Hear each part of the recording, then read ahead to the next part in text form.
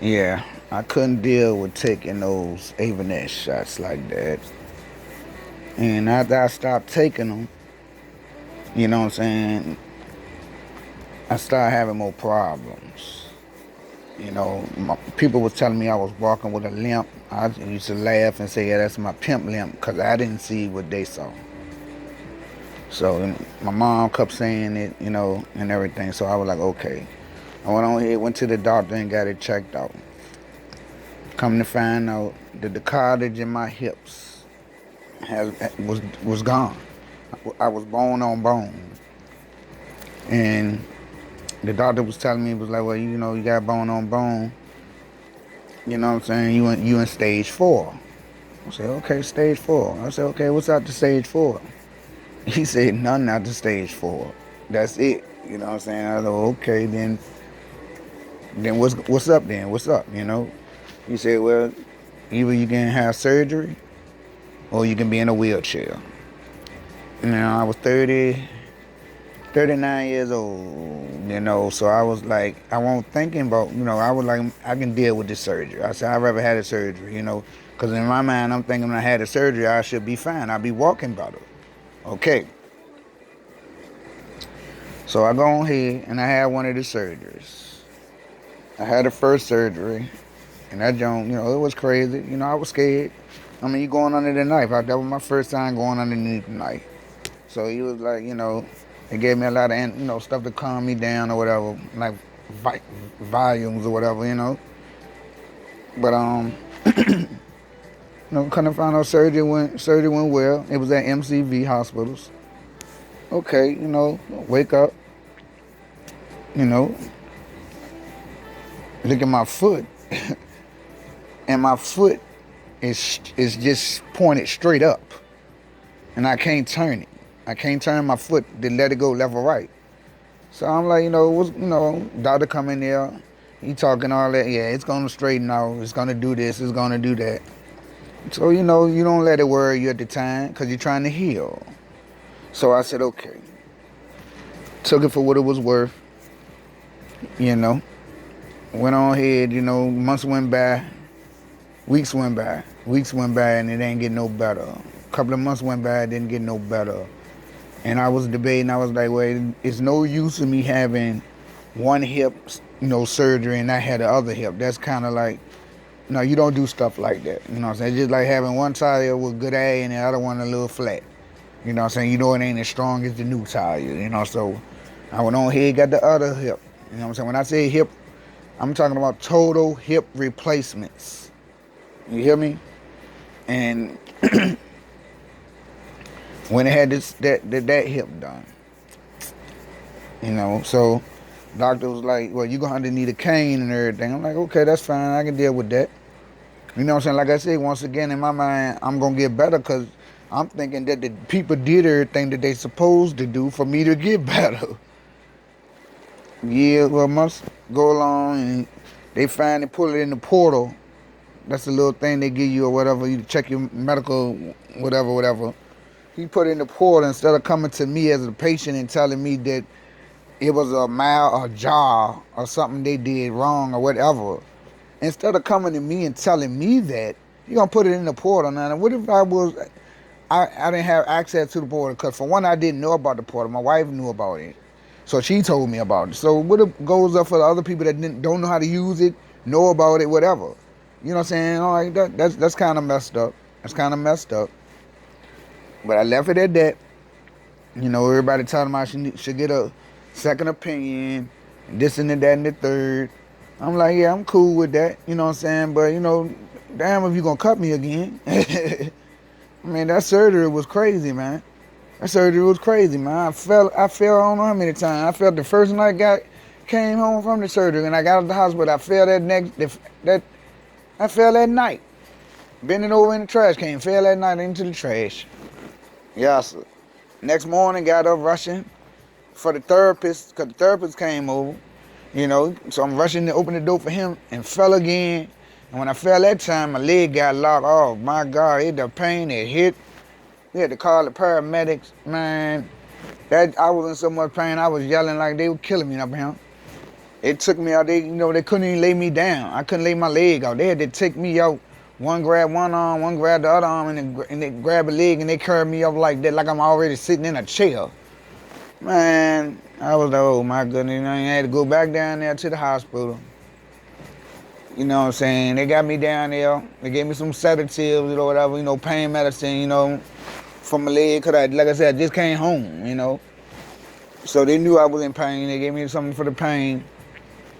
Got over that situation. And that was cool, It really won't.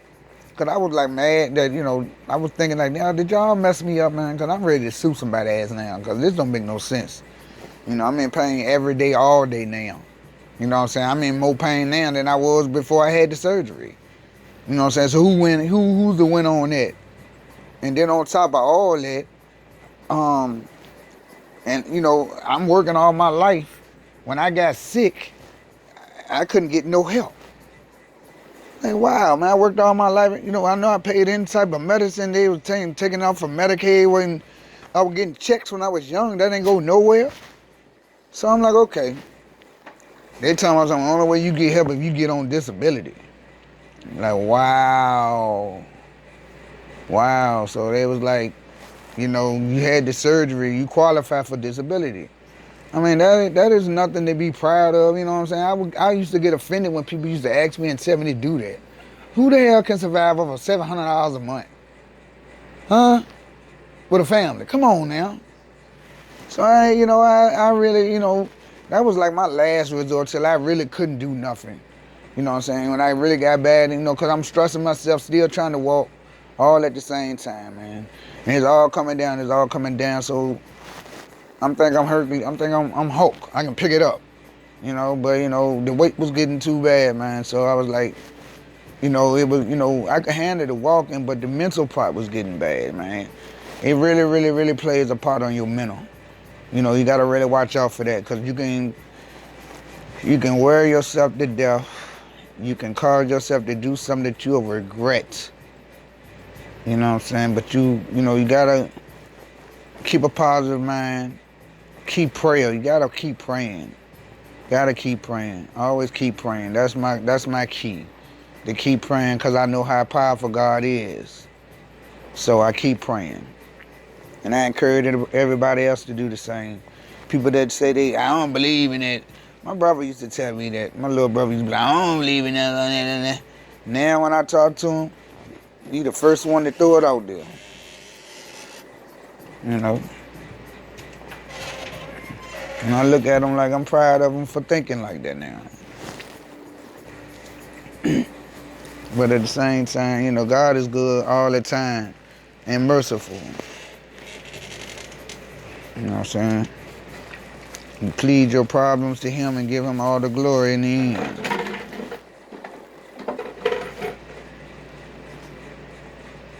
That's just how that go.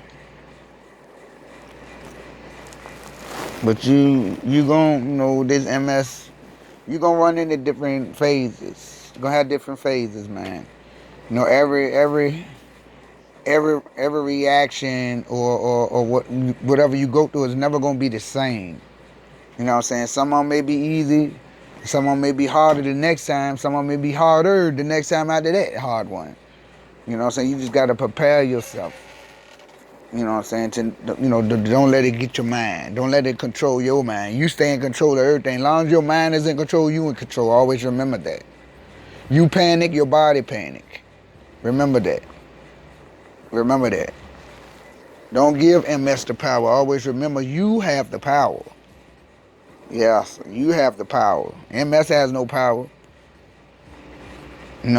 It may put you in situations or whatever. You may be in pain situations or whatever. Practice your breathing. Pray on it. Think about something else and move on. Yeah, it sounds harsh, but what we go through is harsh. So that's how we got to handle things. Have a strong mind. But other than that, we going to keep on keeping on. Keep on keeping on. But, it's, now with the MS, like I say, as soon as it get hot, I have my episodes. It's too hot outside. I'm in the house in the AC. If it's 100 degrees outside, I can still feel it. People say that's crazy. Yeah, ain't it? I'm in AC and still having episodes in the AC like I'm outside. So just certain things, like I said, it take you by surprise sometimes. You know what I'm saying? An episode might come up because it happen anytime.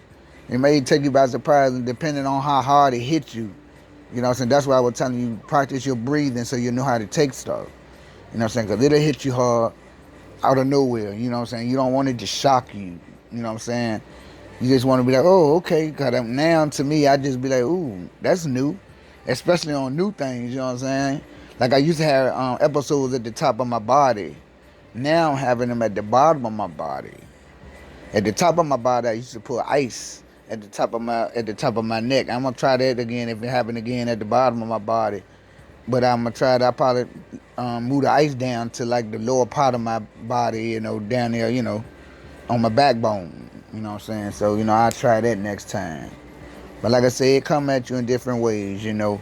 Every year is a different situation. So I just be like, take it as it come, man. Pray on it. You know it's coming, so there ain't no need to fret about it. You know what I'm saying? Pray on it and just deal with it as it comes. You know what I'm saying? Don't ever take nothing as a loss. No, you don't take nothing as a loss. And don't look down. Don't ever look down. Your God ain't down there. You look up and keep your eyes straight up or straight forward. You looking straight or look up to God and thank Him for the glory and blessing. You keep straight, look straight so you can see where you're going. But don't look down.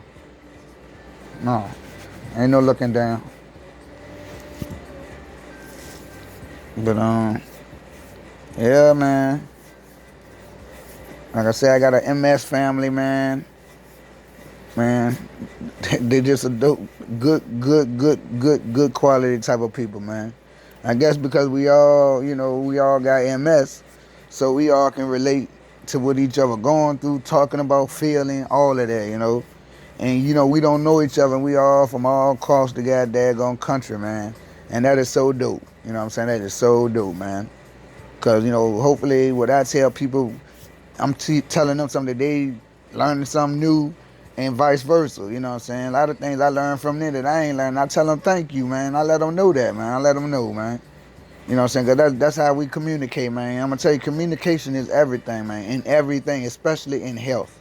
You got to communicate, man. Because if you don't communicate, it'll creep up on you, man. You got to stay focused on what's going on and communicate with what's going on. At all times. At all times. At all times. Yeah.